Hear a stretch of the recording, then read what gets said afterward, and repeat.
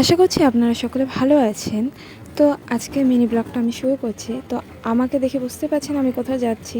আমি অটোতে বসে আছি আর আমি যাচ্ছি আমাদের নাজিরহাট থেকে আসাম ভাড়াগুড়ি আমার মামা বাড়িতে। যদি আমার সাথে আপনারাও এই ট্রাভেল এক্সপিরিয়েন্সটা এনজয় করতে চান তাহলে লাস্ট পর্যন্ত থাকুন।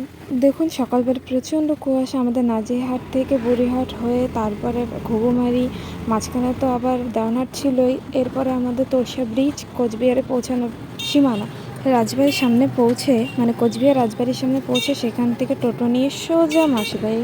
তো আমাকে দেখতেই পাচ্ছেন কি অবস্থা, ঠান্ডায় আমাকে একদম জোকার মতো লাগছে, তার সঙ্গে বেডিং এতগুলো। মাসিবাড়ি থেকে দিদিকে সঙ্গে নিয়ে সোজা চড়ে পড়ি বাসে। বাস ছাড়তে লেট জন্য দুজনে একটু ফোন করি।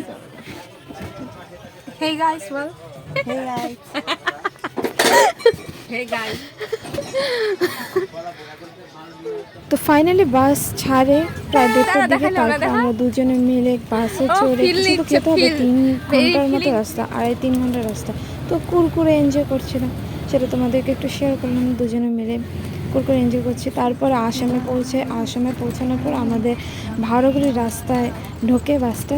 দেন বেডিংপত্র তো দুজনেরই, ঠান্ডার দিন অবভিয়াসলি অনেক বেশি হবে।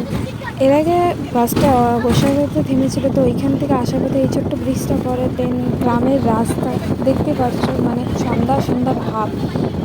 ঠান্ডার দিন এমনিতেই 4টা-5টা বেজে গেছিলো। ফাইনালি আমরা ভাড়াগুড়িতে নামি, তারপরে টোটোতে করে সোজা মামাবাড়ি যাচ্ছি দুই বোনে মিলে। সন্ধ্যাবেলা পৌঁছানোর পর ফ্রেশ হয়ে সবাই মোবাইল নিয়ে বসে পড়ি ল্যাদ খেতে খেতে।